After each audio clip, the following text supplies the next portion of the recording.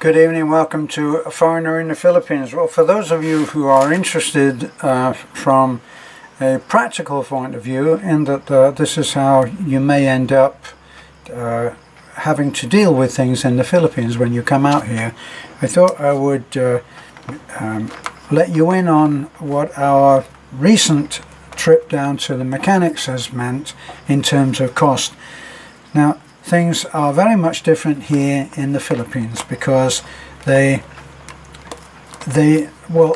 operate differently. Normally what happens is that if you go to a small mechanic, if let's just say that you need brake parts, well, what would happen is that unless you have an agreement with him which is longer standing, which we do have with our little guy in Taliban, Nestor, we now have a situation where we can just leave the truck with him and he will send somebody down on a tricycle down to the little parts shop, which is literally not even a quarter of a mile away. So I go down there, and at the parts shop, they know me. I have an arrangement with them that if they give Nestor anything that he wants and they put it down to me, then I will pay that bill in very short order once the repair is done. So they don't worry about that, and it's a question of trust, and it works very well, and I obviously always honor the trust. So what you have is you have a situation where you go in and you need, say, brake parts, right? Normally they would give you the brake parts, the old ones, and say, this is what we need. And then you would take a tricycle down to the little parts shop and you'd show them over the counter, and they would give you whatever matched those parts. You take them back to the mechanic, give them the parts, and then you can come back then and get the repaired vehicle. Well, in this particular case, with this particular company, it's called, let me see, it looks like BNYU Auto Supply, and it is in Tubigon. Now, the thing is that next door to, as part of the store, is a repair shop, and it's a professional repair shop. They're fully equipped. They have a pit, which is not just a black hole in the ground filled with stagnant water and trash. It's actually a professional fit which people work safely in, and they also have a proper hydraulic ramp which your truck goes up into, or car goes up into, and they're able to work at it in a civilized way and an efficient way. The mechanic is good mechanics, and I believe that they do a good job. Now, we did actually consider whether we would go out and buy a new truck, and that is chronicled on another video, and it turned out that the cost was so great that we just couldn't see justifying it. We could have actually gone in and done it on finance, and we could have managed a payment, but who actually really wants 5 years of debt? And that's what it amounts to. They don't give you the vehicle. You need to pay for the vehicle must be paid for in full before it will be released by whatever method, whether it's by banknotes pulled out of your wallet, whether it's a credit card or whatever they will accept, or whether you have done what many people do, go to the bank, say, I am buying a Toyota Hilux from Toyota in Tagbilaran at such and such an address, and I'm willing to put down 100,000 or 200,000, whatever the thing is, in as a down payment. I need a loan. The vehicle is, as we were saying, 1.8 or 1.9 thousand, or in the case of the Raptor, I think it was something like 2.1 million. So you arrange that with the bank. The bank then negotiate with the dealership, and when everything is all kosher, then you can go and pick up the truck or whatever it is you bought. Right. We decided not to do that. But what we did realize is that we're going to have to approach a different way of keeping our vehicles on the road. So we've always gone down and given it to Nestor, and Nestor has a busy workshop which is a dirt floor. He works under terrible conditions, and for certain kinds of repairs he is excellent and a man to be admired, because he is actually crippled in one leg. One leg is withered and cannot be stood on. It doesn't support his weight, and he goes from project to project on crutches. You wouldn't believe it unless you see the video, so have a look. But for other stuff like doing really technical stuff like alignment of tires, of wheels, we go down to this other place in Tubigon. Now, we've recently had a bottom ball joint go, a lower ball joint collapsed in probably the safest, if there is such a place, the safest situation that we could have had. The ball joint gave away and the wheel went out like that. And as one of our friends, Kerry, in Australia said, he's a motor man, he said, you know, I can't help but think about what would have happened if you had had a lot of kids or whatever in the back, and or what would have happened to you guys if you had been driving along at, say, 40 or 50 miles an hour, which is not exactly speeding, is it? 40 or 50, just going along the road in a fairly normal manner. And if that ball joint had gone down, it would have been a catastrophe. So we decided that we would start to go down to this place in Tubigon and get them to look at the truck with the intention, and it takes trust to do this, but we feel that we've been able so far to trust them to do a good job. Tell us if anything is upcoming that looks like it might be a problem. Now, I actually spoke to the mechanic today.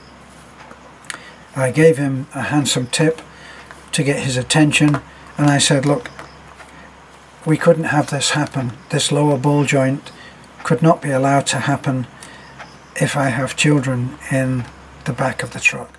So we must take responsibility for this now and make sure that our vehicle is not taken care of on the basis of something's broken and get it repaired. It must be possible to have it looked at and inspected, and repairs that may or may not be needed can be predicted, and that's what we've done. So this is what we actually did today. This was what it's actually much more than this. We had some electrics done, which was 900 pesos, right? But that's the receipt there, and I'll read it to you just in case. 7,327 plus 390 was for spare parts. The labour was 3,200, a total 10,917. But there's other stuff that goes on to that. Now, they are meticulous in how they do this, but here's the bill.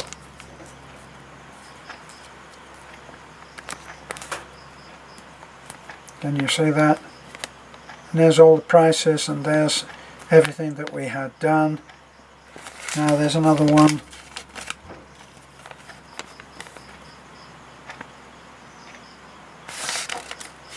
and finally this one here.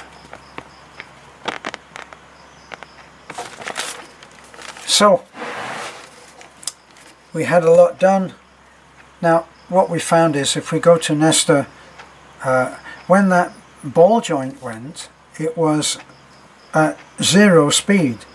We had just bumped into a rock which we normally on four-wheel drive would have just gone straight over, and instead it collapsed out like that.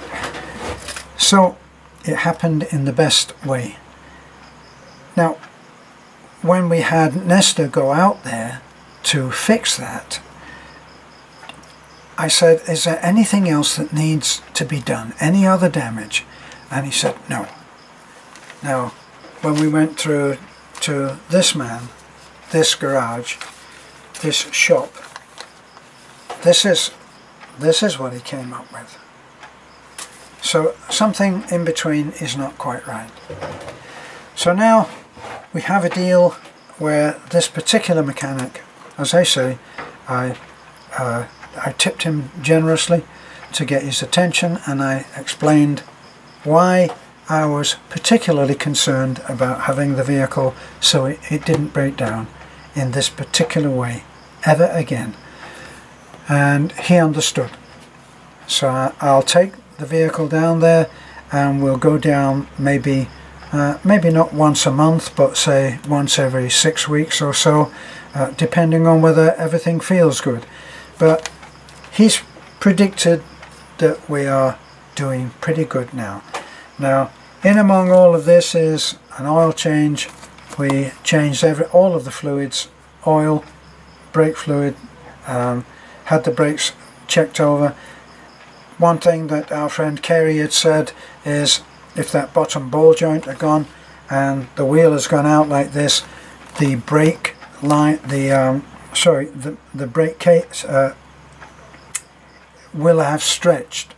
So we needed to have brake cables, and we needed them flexible, which was his recommendation, which is what we had. So we had flexible brake hoses, that's the word I'm looking for, and they were fitted on both sides.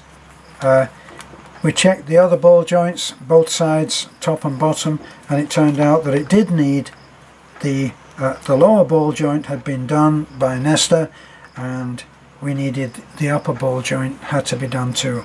Other side was inspected and was found to be okay. So if you can find a place, and it's not easy here, if you can find a place where they will take a Western view of how a vehicle should be repaired. Now, we actually had the suspension arms on the bus. One of the suspension arms had started to give way. We had a mechanic come up here. We bought both suspension arms, and then we had to go out during the day and we left him to do it. Both sides. There's both suspension arms. When we came back, he said the other one didn't need it. Now, if you've given an instruction in the West, do both of whatever, like you would never replace the brakes on one side, you would replace all of them. So there's a little education there on how you want things done that has to be done, and things are different, so it takes some time to actually get this handled. So if you're thinking about coming to the Philippines, be aware that this is there. Be aware, and there's no point, absolutely no point, in getting angry with anybody, because when you do, you have lost. You have lost out. You've lost all cooperation.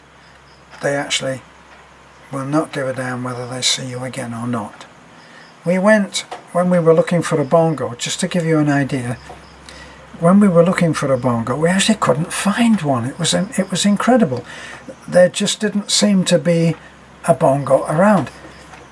We did find one in Tagbilaran. We went there and it was 450,000, which we thought was a heck of a lot of money. Now, eventually we found one, and the one that we bought, I think, was 340,000. Now, just out of curiosity, I later went back and I said, we found exactly that model. Actually, it was better than that model, because ours had electric windows, adjustable steering, electric windows. It had a whole load of other stuff. It had AC, it had a nice radio player, and a lot of other stuff, which this 450,000 model did not have. And I said to them, why have you got that price like that when we found one in Cebu for the asking price was 350,000? And he said, it's the owner. Now, go to any place, any dealership of any kind, used cars or whatever, in the West, and the salesman, working between the salesman and the manager, will have judgment on whether you will buy for a certain price. Now, if you don't already know that the dealership is there to get the best price that they possibly can, as opposed to you, who is there to get another best price, which is for you. If you don't know that that's the game, then you've never bought a car. But a salesman will gauge whether you're going to go to 450.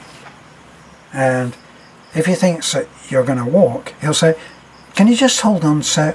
Because we've got this manager, and he's a bit of a jerk, you know, but if you go in and talk to him, maybe I can do something. So now he's the good guy, and this unseen manager behind a smoke glass office window is the bad guy. And he goes in, and then a little talk goes on. Not the talk that you think is going to go on, but a talk where he's going to say, I don't think it's going to go to 450. The manager says, what do you think he'll go to? Well, I think we might be able to get him to go to 425. So he says, all right, try him at 440. And let's see how that goes. So he goes out and he said, listen, I'm putting my job on the line here, but I think that the manager will go for, between you and I, go for 440. So what do you say? No, I'm not interested. I'm not prepared to go any more than 425. Damn. Boy, you will get me hung. Look, I'll do my best, okay? He goes back in. Said, nah, he's not going to go for any more than 425. And this is the kind of thing that goes on. Here in the Philippines, they don't have that authority to make a judgment call as to what you will take or what you won't. So you go in and you say, how much is that? And they say 440. And you say, what's your bottom price? 440. Well, what was the top price? 440. It's different, a lot different. Okay, well, that's our situation. We've had a lot of work done on our blue. It is going beautifully now. Let's see how long that lasts. But according to the mechanic, from what he could see, it looks good. So he said that there is a slight bit of damage to the right hand suspension, and what this has meant is that he has only been able to adjust up to a certain extent the alignment, and that's as good as it can go. I mean, he would have been very happy to adjust the whole thing, but he said it won't go. I said, is it safe? He said yes. So that's what I'm interested in. So thanks for looking in. This is a visit to a mechanics a mechanics game, isn't it? It's a mechanics land doing what he can with what he's got. like a lot of other people do. Thanks for looking in. Bye for now.